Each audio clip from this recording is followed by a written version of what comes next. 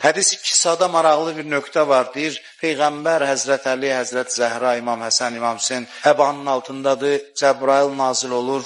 Allahdan soruşur ki, bu əbanın altında olanlar kimlərdir? Allah cavab verir ki, orada olan Fatimədir, onun atasıdır, onun həyat yoldaşı və balalarıdır. Allahın həmin o nuru Həzrət Zəhradır, Həzrət Fatimədir.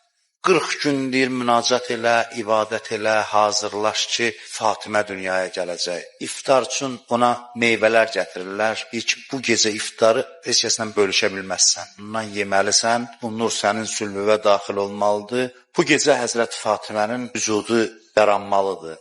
Qədir gecəsi Quran nazil olubsa, Fatimənin vücudundan 11 danışan Quran doğulub. Bütün imamların anasıdır o.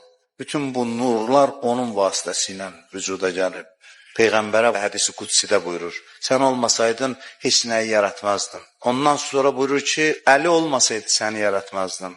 Fatimə olmasaydı, sizin ikinizi yaratmazdın. Deyib, Peyğəmbərlik imamətlə davam eləməsə, yarımçıldır. İmamət və nübüvvət Fatimənin vasitəsilə yenidən doğulacaq. Quranın Qədr surəsi ən əzəmətli surələrdən biridir. Sən nə bilirsən, nədir Qədr gecəsi? Deyir, kim Fatiməni tanısa Qədr gecəsini tanıyır. Həzrət Zəhranın vücudu ilə Qədr gecəsi arasında gizli bir əlaqə var. O Fatimədir.